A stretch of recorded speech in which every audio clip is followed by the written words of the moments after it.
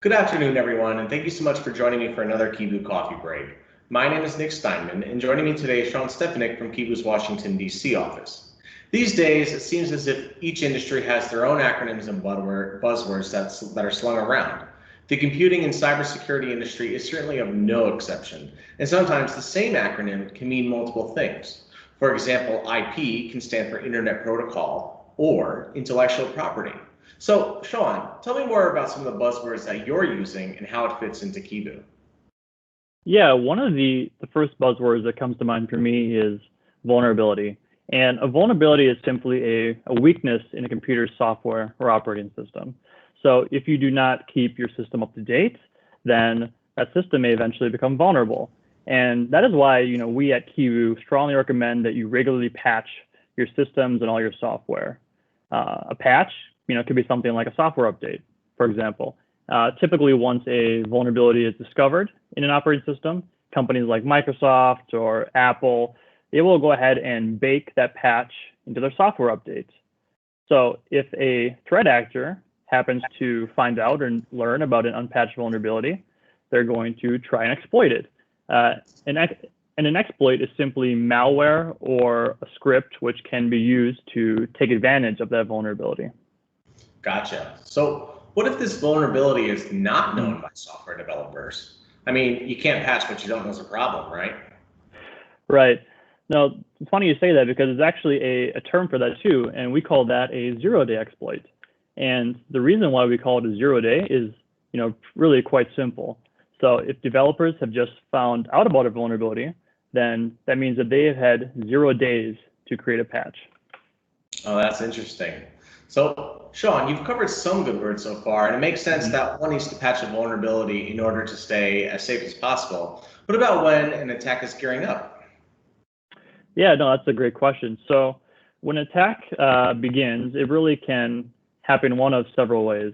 One way that a threat actor may gain initial access to an environment is through a brute force attack. And this is an attack simply where a hacker tries to break into a company's digital environment by guessing passwords. And they can do that either manually or they could do that with a script or a program. Another way that they could gain initial access into the environment is through a phishing attack.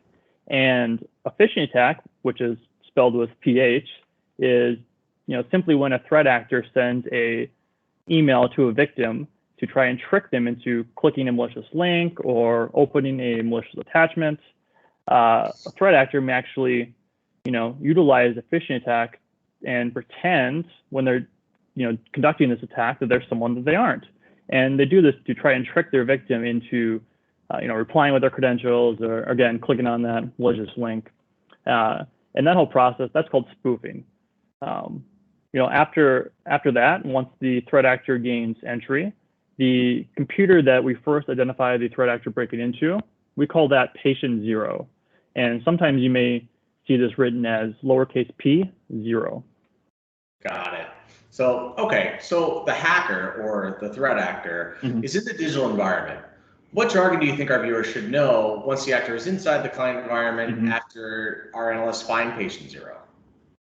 Yeah, well, once the threat actor gains that initial access, once they reach patient 0, the threat actor is probably going to try and escalate their privileges. And privilege escalation is when a threat actor tries to gain better access or higher privileges on a system. So take, for example, a situation with your home PC.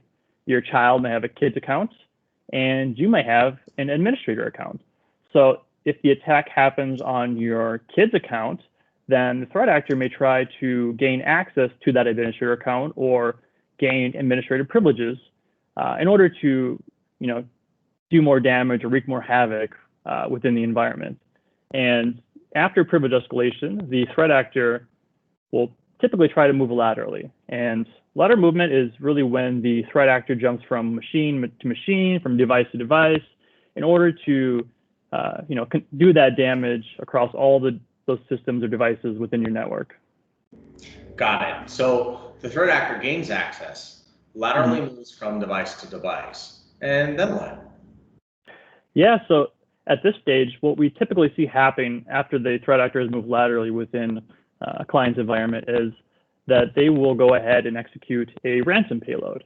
And a ransom payload is really just a file that encrypts or scrambles your system to make it unusable or to make your files or data unreadable. And prior to the encryption phase, the threat actor will actually typically try to either access or exfiltrate your files.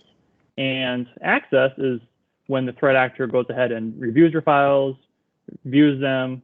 But exfiltration, on the other hand, is when the threat actor actually copies that data, steals that data, and takes it out of your environment.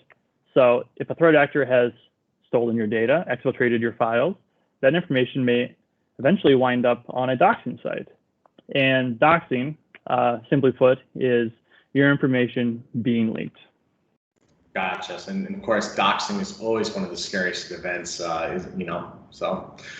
Well, thank you, Sean, for joining me for this afternoon's Kivu Coffee Break, and thank you to our viewers for joining in. These are, of course, just some words that forensics analysts are using, but of course, this is just the preface to our dictionary.